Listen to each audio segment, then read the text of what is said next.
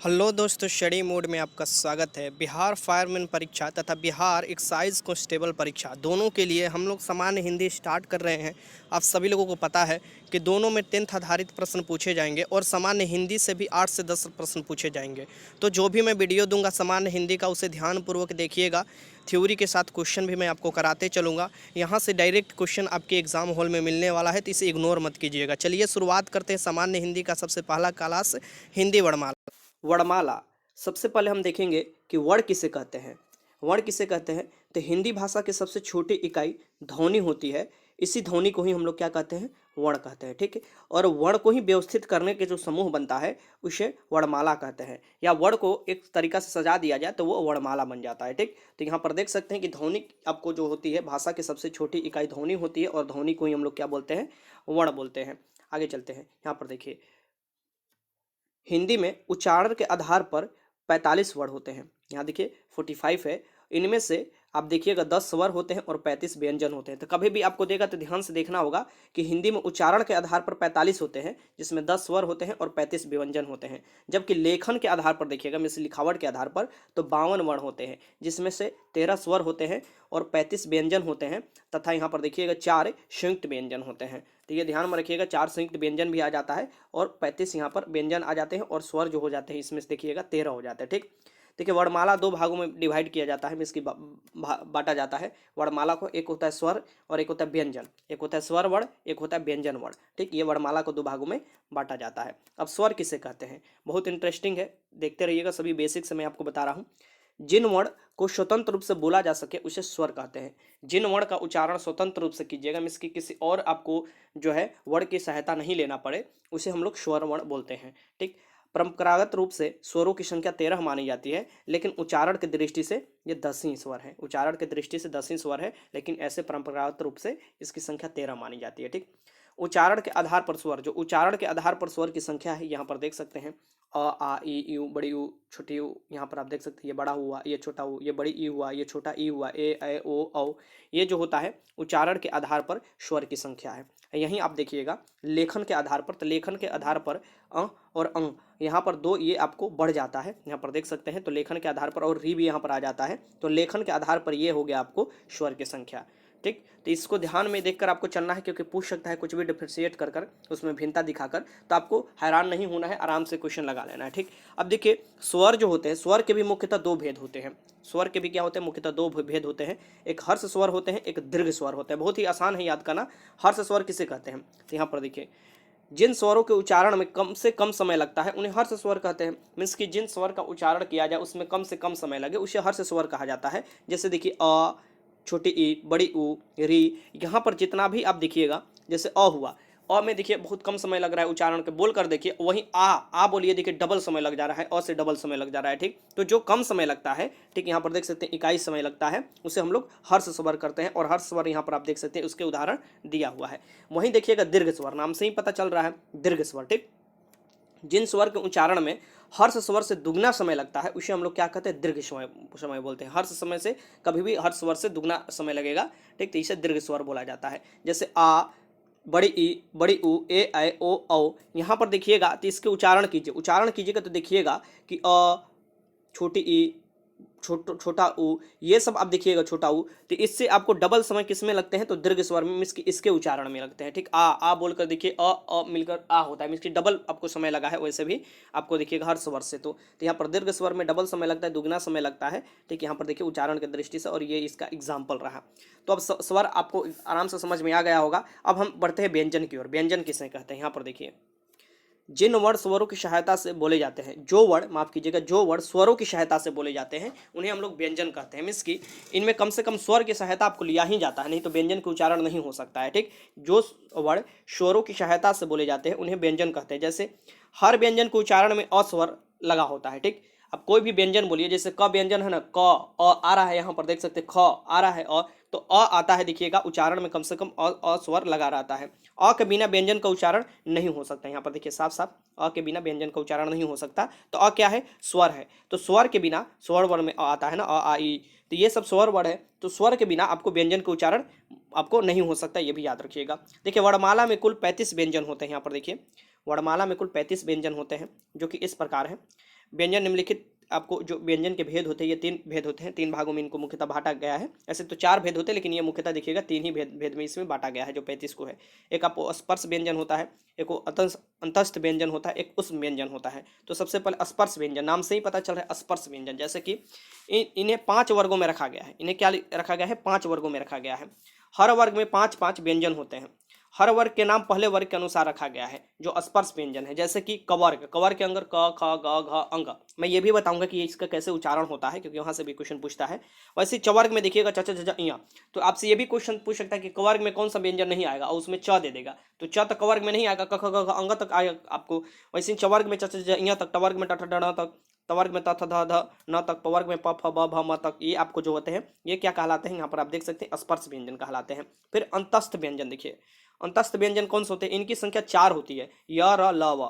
य, र, ल, व जो होते हैं अंतस्थ व्यंजन होते हैं, ये भी ध्यान रखिएगा। फिर उष्म व्यंजन होते हैं। व्यंजन का तीसरा प्रकार क्या है? उष्म व्यंजन होते हैं। इनकी संख्या 4 होती है। देखिए, तलाबी स, मूर्धनी स, दांती स और ह, ये उष्म व्यंजन में आते हैं, ये याद रखिएगा। तो तीनों व्यंजन मैंने बता दिया।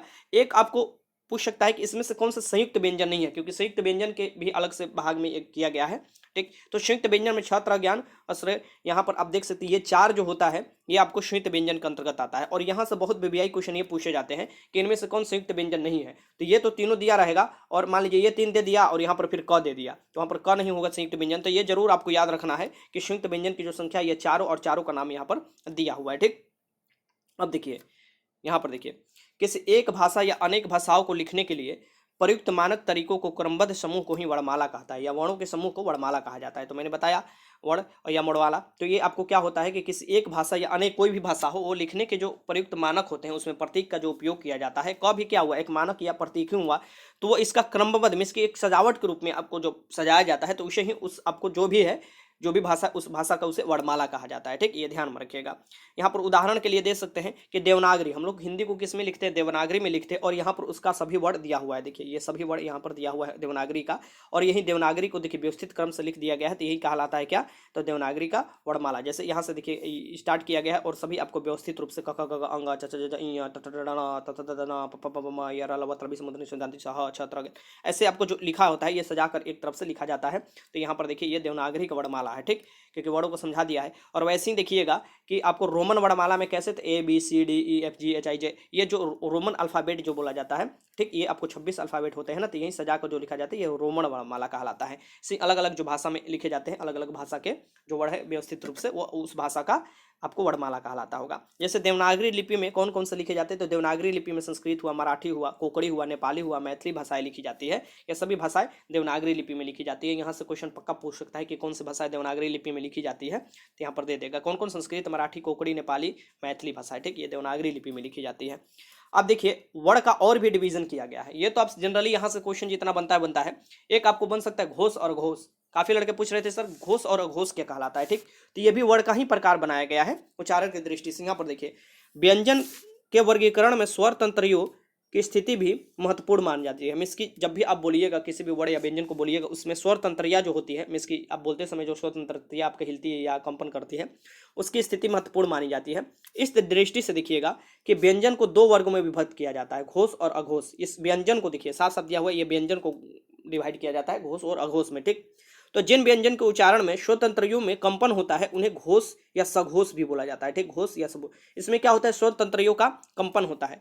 ये ध्यान में रखिएगा, स्वतंत्रियों का कंपन होता है, जिसे हम लोग क्या बोलते हैं, घोष कहता है। जिन व्यंजन के उच्चारण में स्वतंत्रियों का कंपन होता है। और दूसरी ओर जो ध्वनि होती है इसके बाद जितना जिसमें कंपन नहीं होता है, इसकी स्वतंत्रियों का अघोष स्थिति में, अर्थात जिनके उच्चारण में कंपन नहीं होता है, उसे क्या कहा जाता है, अघोष व्यंजन कहा जाता है। तो घोष व्यंजन में स्वतंत्रियों का कंपन होता है, अघोष व्यंजन में स्वतंत्रियों का कंपन नहीं होता है। उदाहरण के लिए यहाँ पर देख सकते हैं कि घोष में देखिए, यहाँ पर देखिए मान लीजिए ये ग घ अंग, ये आपको घोष हो गया। अघोष में क ख, च छ ज इ, क ख बोलिएगा तो देखिए इसमें स्वतंत्रियों का ध्यान से बोलिए तो कंपन नहीं हो रहा है। वहीं आपको देखिएगा घोष में आपको ग घ अंग, यहाँ पर कुछ कंपन हो रहा है। ठीक, महसूस कीजिएगा बोल कर। तो ठीक, तो यही आपको डिवाइड कर दिया गया है। यहाँ पर आप देख सकते हैं इधर आपको क्या हो जाता है, अघोष हो जाता है, और इधर घोष हो जाता है।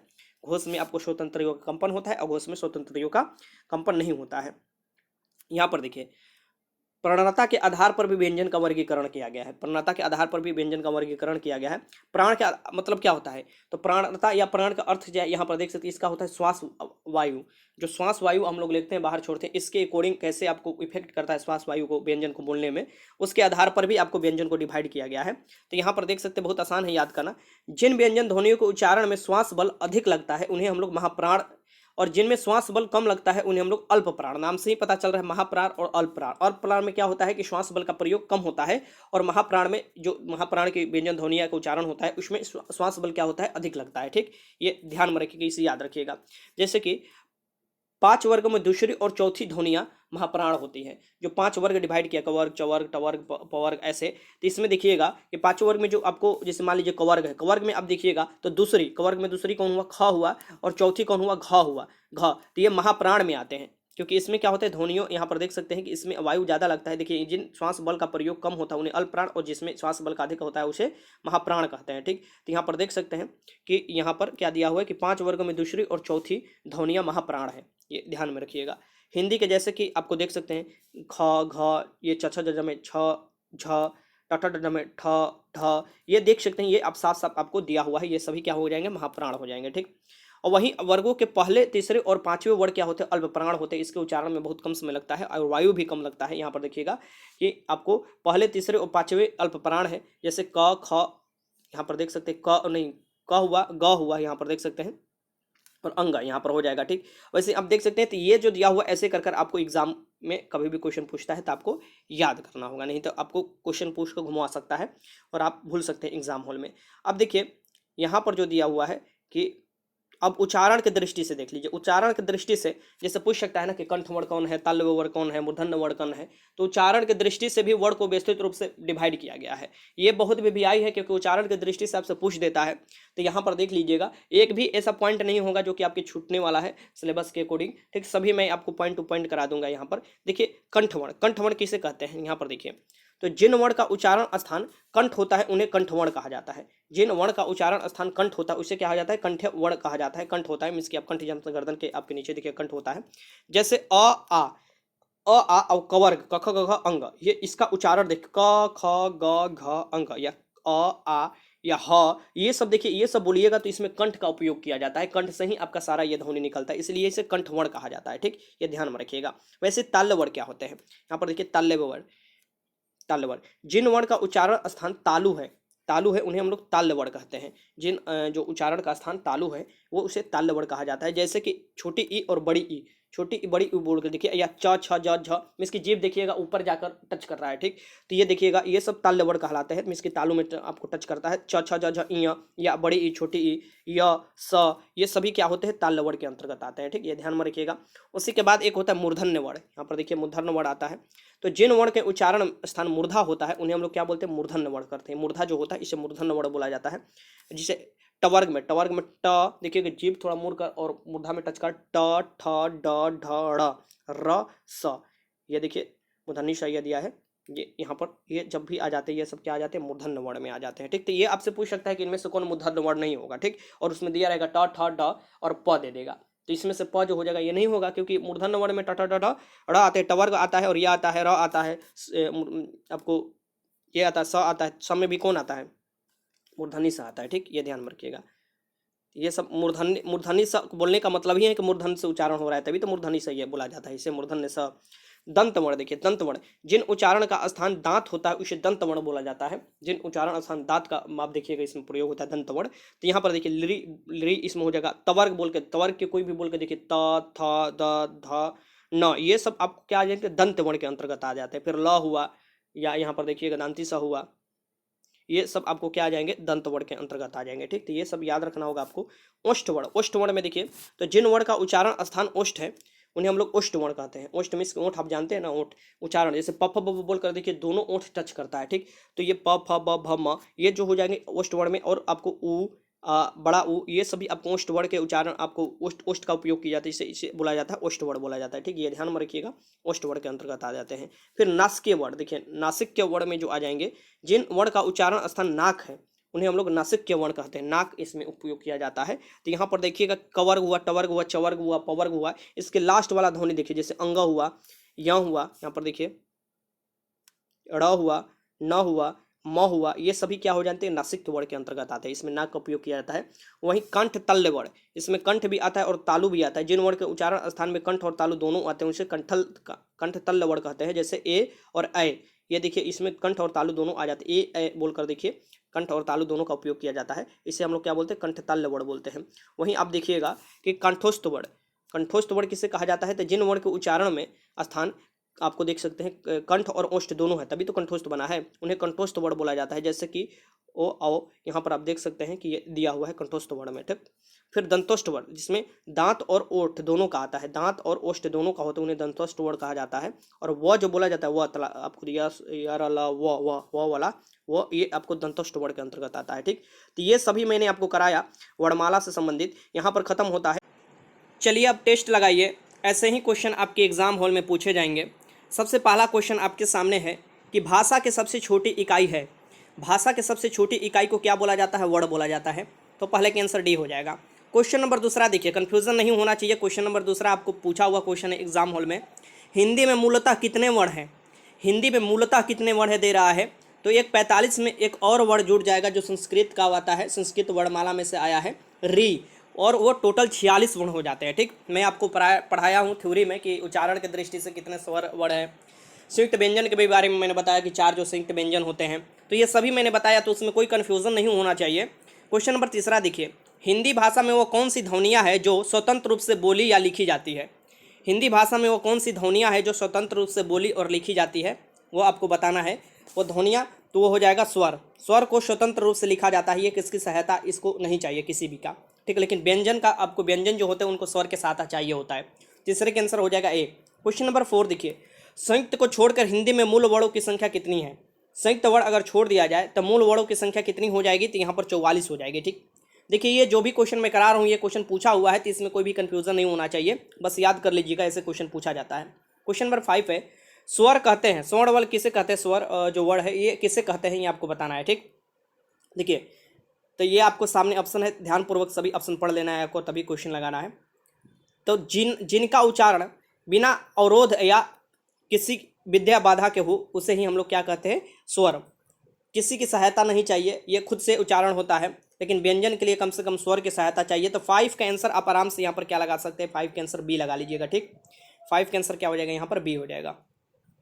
क्वेश्चन नंबर 6 देखिए, निम्नलिखित में से अग्र स्वर नहीं है, इसमें से बताना है कि कौन अग्र स्वर नहीं है, ठीक। इसमें से जो अ हो जाएगा ये अग्र स्वर नहीं होगा, बाकी ये तीनों हो जाएगा, ठीक। तो इसमें से ये जो अ है ये अग्र स्वर नहीं है, तो 6 के आंसर क्या हो जाएगा, यहाँ पर ए हो जाएगा। क्वेश्चन नंबर 7 है, हिंदी में स्वरों के कितने प्रकार हैं, हिंदी में स्वर के कितने प्रकार हैं ये आपको बताना है।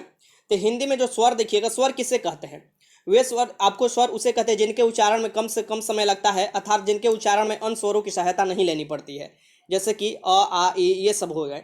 स्वर आपको होते हैं, ये आपको 3 प्रकार के होते हैं, ठीक। एक दीर्घ स्वर होते हैं, संयुक्त स्वर होते हैं और प्लुत स्वर होते हैं, ठीक। तो यही आपको 3 प्रकार के होते हैं हिंदी में स्वरों के, ठीक। हिंदी में अ और अ अंग, देखिए ये अंग और अ जो है ये क्या है, ये अ नहीं है, ये अंग और अ है, ये क्या है, ये आपको बताना है हिंदी वर्णमाला में। तो ये है अयोगवाह, इसे बोला जाता है, क्या बोला जाता है, अयोगवाह, ठीक। तो 8 के आंसर क्या हो जाएगा, सी हो जाएगा यहाँ पर। क्वेश्चन नंबर 9 देखिए, जिनके उच्चारण में दीर्घ स्वर से भी अधिक समय लगता है वे कहलाते हैं, जिनके उच्चारण में दीर्घ स्वर से भी अधिक समय लगता है वो क्या कहलाते हैं, ये आपको बताना है।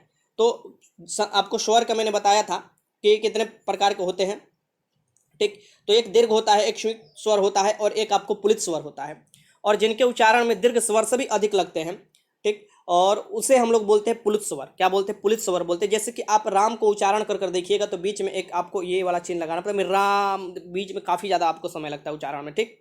तो ये पुलित स्वर हो जाएगा, ये याद रखिएगा। क्वेश्चन नंबर 10 देखिए, निम्नलिखित में कौन स्वर नहीं है, ये आपको बताना है कि इसमें से कौन सा स्वर नहीं है, ठीक। ये आसान क्वेश्चन है, बताइए इसमें से कौन सा कोई स्वर नहीं होगा।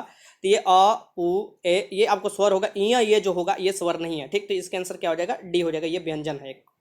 क्वेश्चन नंबर 11 है कि उच्चारण के समय जीभ की स्थिति के अनुसार स्वरों को कितने भेद किए गए हैं। तो जीभ की स्थिति के अनुसार ही आपको स्वरों को बांटा गया है, ये कितने बांटा गया है, तो दीर्घ स्वर हुआ, संयुक्त स्वर हुआ और पुलित स्वर हुआ, ये 3 प्रकार के बांटे गए हैं, ठीक। तो 11 का आंसर क्या हो जाएगा, यहाँ पर बी हो जाएगा। क्वेश्चन नंबर 12 देखिए, यहाँ पर वे ध्वनियाँ जो स्वरों की सहायता के बिना उच्चारित नहीं हो सकती क्या कहलाती है, ठीक। वे ध्वनियाँ जो स्वरों की सहायता के बिना उच्चारित नहीं हो सकती वो क्या कहलाती है, उनको स्वर कम से कम उच्चारण के लिए चाहिए, ये व्यंजन कहलाती है, क्या कहलाती है, व्यंजन ध्वनियाँ कहलाती है। 12 का आंसर क्या हो जाएगा यहाँ पर, सी हो जाएगा। और आज का लास्ट क्वेश्चन देख लीजिए, क्वेश्चन नंबर 13 कि निम्नलिखित में एक स्पर्श व्यंजन है। ये बताना है कि इसमें से कौन से एक स्पर्श व्यंजन है, निम्नलिखित में से कौन स्पर्श व्यंजन है। तो स्पर्श व्यंजन किसे कहते हैं, देखिए व्यंजन का भी 6 प्रकार होते हैं। स्पर्श व्यंजन होता है, अनुनासिक व्यंजन होता है, अंतस्थ व्यंजन होता है, उष्म व्यंजन होता है, ये कुक्षिप्त व्यंजन होता है, एक संयुक्त व्यंजन होता है। ये 6 प्रकार के व्यंजन याद रखिएगा। जैसे स्पर्श व्यंजन में आपको जिह्वा का इसकी जीभ का कोई ना कोई भाग स्पर्श करता है, और इसमें 25 व्यंजन आ जाते हैं स्पर्श व्यंजन में। जैसे क से लेके आपको अंग तक, च से लेके इ तक, ट से लेके ड़ तक, त से लेके न तक, प से लेके म तक, इसकी कवर्ग, टवर्ग, चवर्ग, पवर्ग, ये सब आ जाते हैं कौन से, तो स्पर्श व्यंजन के अंतर्गत आ जाते हैं। ठीक, तो इसका आंसर क्या हो जाएगा, कौन सा स्पर्श नहीं होगा, तो ये आपको इसमें से आपको बताना है कि निम्नलिखित में स्पर्श है, माफ कीजिएगा, कौन सा स्पर्श है, तो ये 6 हो जाएगा। च छ ज इ ट ठ ड ढ प प ब ब म, ये सब स्पर्श व्यंजन के अंतर्गत आते हैं। तो इसका आंसर क्या हो जाएगा, 13 का आंसर हो जाएगा बी। टोटल मैंने 13 क्वेश्चन आपको कराया टेस्ट के अकॉर्डिंग। सभी क्वेश्चन का मैंने आपको पूरे अच्छे तरीके से बताया, थ्योरी भी करा दिया, और ऐसे ही आपको लगातार क्लास होते रहेगा। अच्छा लगा तो लाइक कीजिएगा, कोई भी मन में डाउट है कमेंट बॉक्स में लिख दीजिएगा। वीडियो देखने का आपका बहुत बहुत धन्यवाद।